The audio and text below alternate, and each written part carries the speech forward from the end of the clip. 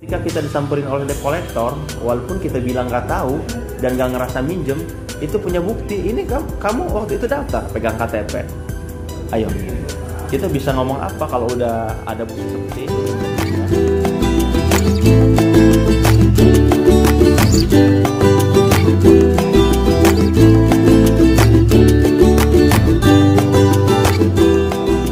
Warahmatullahi wabarakatuh. Bertemu lagi dengan saya Asrorudin TV. Oke teman-teman ya, di video kali ini saya mau sharing ke teman-teman semuanya. Jadi ini tentang pinjaman online. Untuk kalian yang paham pinjaman online ataupun yang tidak paham, ini wajib tahu. Karena banyak sekali di era sekarang itu penjualan data KTP kita. Jadi saya akan menjelaskan dengan pengalaman teman saya sendiri. Cuma sayangnya teman saya yang dari Depok itu nggak bisa datang ke sini ya, karena dengan ada kesibukan lainnya. Sebetulnya udah janji sebelumnya ya, cuma karena ada kesibukan yang mendadak jadi nggak bisa. Jadi beliau itu udah cerita ke saya teman-teman ya. Jadi intinya buat kalian ya yang belum tahu, wajib tahu. Yang sudah menjadi korban, kalian wajib segera cek ya, yang sudah jadi korban.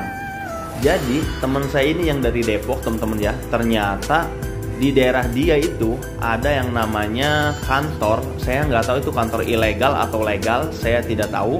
Jadi teman saya ini teman-teman ya, ditawarin sama seseorang di sosial media ya. Jadi dengan alasan di sosial media ada yang promosi kalau mau dapat uang gratis dan tanpa syarat apapun, cuma cukup KTP dan tidak perlu membayarnya, kita tuh akan mendapatkan uang seperti itu.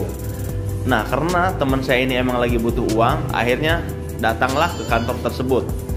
Nah, di kantor itu, dia itu didaftarin oleh orang-orang yang ada di kantor itu, entah itu pekerjanya atau apa.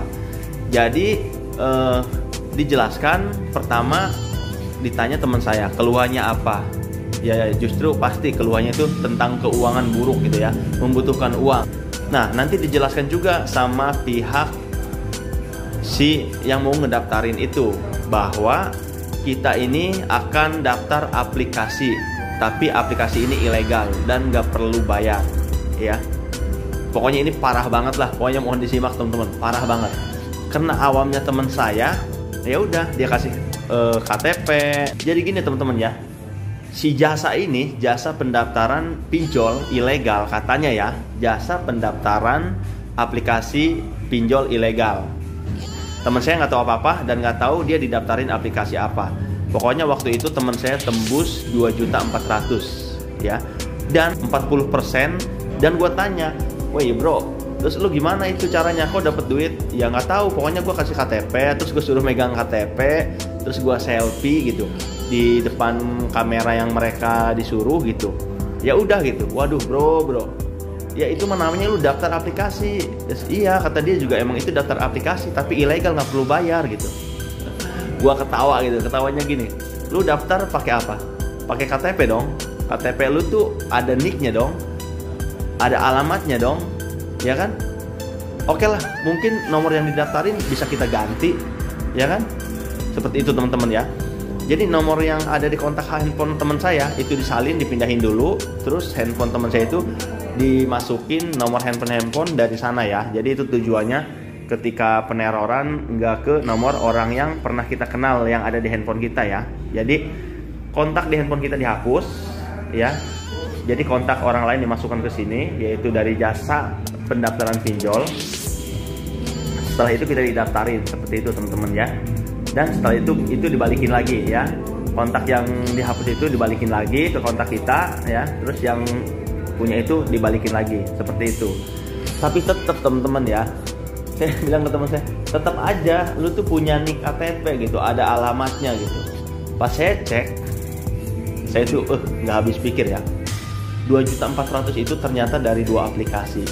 Pertama dari isi cash, yang kedua dari aplikasi apa gitu lupa. Pokoknya di aplikasi ini teman-teman ya. Dan saya sih nggak tahu ini OJK atau tidaknya ya. Mungkin kalau pengen ngecek OJK enggaknya, ya kita bisa cek aja gitu di situs pajak, di situs OJK teman-teman ya. Jadi itu ketahuan. Perihal itu, mau itu aplikasi ilegal ataupun legal, tetap aja itu akan datang ke rumah kita ya. Mungkin yang udah tahu sih mending, udah tahu harus kayak gimana caranya. Tapi kalau kalian awam tiba-tiba disamperin sama debt collector gitu ya, itu gimana gitu. Dan untungnya teman saya ini cuma 2.400.000 teman-teman ya. Banyak, jadi tergantung teman-teman ya. Tergantung KTP kita didaftarinnya itu tembusnya itu ke berapa aplikasi. Ternyata data kita yang ada di KTP itu didaftarin banyak aplikasi teman-teman ya. Banyak aplikasi. Jadi ya untung-untungan. Jadi misalkan satu KTP nih, hari itu di hari yang sama kita didaftarin semua aplikasi pinjol ya, nggak tahu ilegal atau legal, intinya didaftarin. Kalau tembus semua itu kan cair ke nomor rekening kita. Sedangkan kan ATM kita syaratnya harus dipegang mereka ya, ataupun M-banking kita dipegang mereka. Jadi ketika cair kita harus langsung transfer jasanya. Bayangkan, kata teman saya ada juga yang tembus 10 juta, yang 20 juta, yang 15 juta. Ingat, setahu saya kalau misalkan nominal 10 juta ya, itu tuh pasti debt collectornya akan keras banget, akan kasar banget teman-teman ya. Karena itu uangnya sangat besar ya.